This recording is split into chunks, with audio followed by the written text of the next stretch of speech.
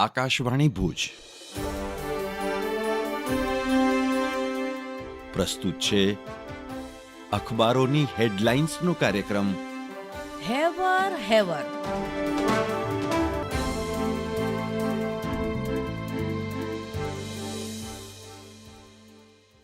નમસ્કાર, હું મનોજ સોની. કચ્છ મિત્રની આજની હેડલાઇન છે કે શ્રીલંકાની જમીન પરથી ભારત વિરોધી પ્રવૃત્તિ નહીં. વડાપ્રધાન મોદી સાથે બેઠકમાં રાષ્ટ્રપતિ દિશા નાયકે વેપાર, રોકાણ, વિકાસ અને સુરક્ષા પર ચર્ચા. કચ્છ મિત્રના અંદરના પાને સમાચાર છે કે કાલે કચ્છ યુનિવર્સિટીનો 14મો પદવીદાન સમારોહ. 38 છાત્રને સુવર્ણ ચંદ્રક એનાયત કરાશે. રાજ્યપાલ આચાર્ય દેવવ્રત, સ્વામી ધર્મબંધુજીની ઉપસ્થિતિ. કચ્છ મિત્રના છેલ્લા પાને સમાચાર છે કે પચ્છમની વિચિત્રતા.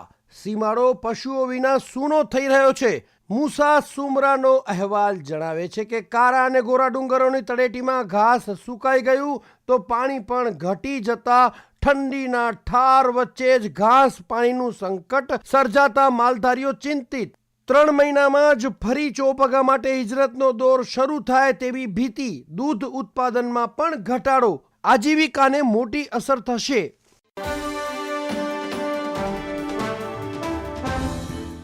હું કેવિન સોની. દિવ્ય ભાસ્કરમાં કચ્છ ભાસ્કર પેજ પર સમાચાર છે. સોમાલિયાના હોબાયા પોર્ટના કિનારે સલાયાનું અલમરિયમ જહાજ ગ્રાઉન્ડ થતા દોડધામ મચી. માંડવીમાં બનેલા જહાજને બચાવવા કેન્યામાં ભારતીય દૂતાવાસનો સંપર્ક કરીને મદદ મંગાઈ. તમામ 13 ક્રૂ મેમ્બર માંડવીના, તેમના પરિવારજનો ચિંતિત. અન્ય એક સમાચારમાં ભુજ ખાવડા માર્ગ પર બેફામ દોડતા વાહનોના કારણે અનેકના અપમૃત. રાષ્ટ્રીય દલિત અધિકારી મંચ દ્વારા કલેક્ટર સમક્ષ રજૂઆત કરાઈ. અન્ય એક સમાચારમાં પ્રાચીન કોટેશ્વર મહાદેવે ભાવિકોના ઘોડાપુર ઉમટ્યા. પૂજા અર્ચનાના કાર્યક્રમો યોજાયા. ધાર્મિક મહત્વતા ધરાવતા માગસર વદ એકમના દિવસે મંદિર પરિસર ધમધમ્યું.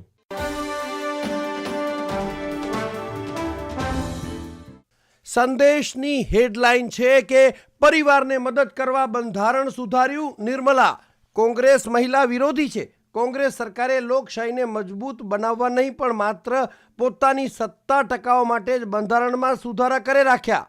રાજ્યસભામાં બંધારણની ચર્ચાના પ્રારંભે નાણાં પ્રધાને કહ્યું, કોંગ્રેસે 50 વર્ષમાં પણ દેશની ઇકોનોમીને મજબૂત કરી નથી.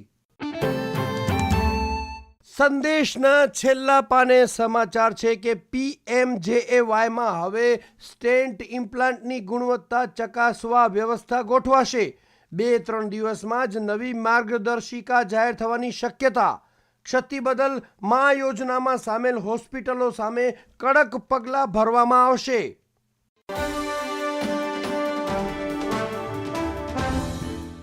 હું ધર્મેન્દ્ર જોશી. ગુજરાત સમાચારના પ્રથમ પાના પર હેડલાઇન્સ છે કે તબલાના તાલે વિશ્વને થિરકાવનાર ઝાકિર હુસેનનું અમેરિકામાં નિધન. વાહ ઉસ્તાદ નો નાદ શાંત થયો. ઝાકિર હુસેનને આઈસીયુમાં દાખલ કરાતા તેમના નિધનની અફવા ફેલાઈ હતી. અંતે સવારે 4 વાગે અવસાનની પુષ્ટિ કરાઈ. ગુજરાત સમાચારના છેલ્લા પાના પર હેડલાઇન્સ છે કે અંજારના લાખાપર નજીક દરોડો. 50 લાખની માટી ચોરી ઝડપાઈ. પૂર્વ કચ્છ ખાણ ખનીજ વિભાગનો દરોડો.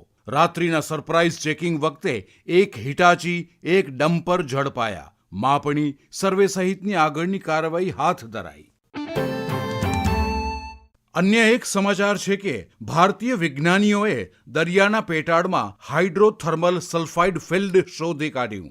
ઓશન મિનરલ એક્સપ્લોરર નામના વાહને દરિયાના પેટાળમાં ડૂબકી મારી. આ હાઇડ્રોથર્મલ સલ્ફાઇડ ફિલ્ડમાં સોનું, ચાંદી અને તાંબા જેવી મૂલ્યવાન ધાતુઓ ધરબાયેલી હોઈ શકે છે.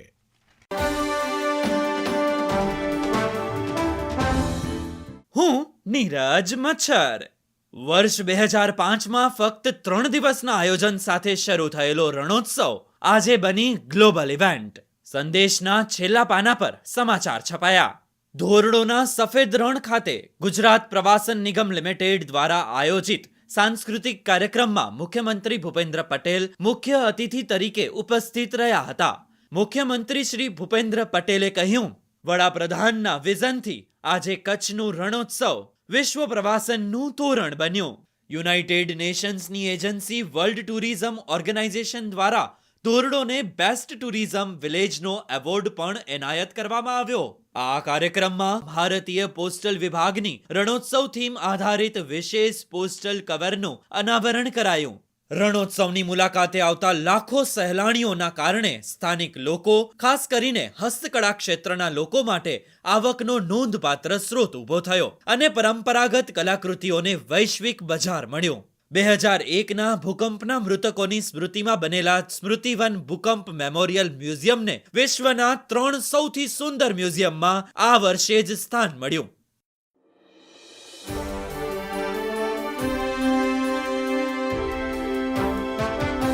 અખબારોની હેડલાઇન્સનો કાર્યક્રમ હેવર હેવર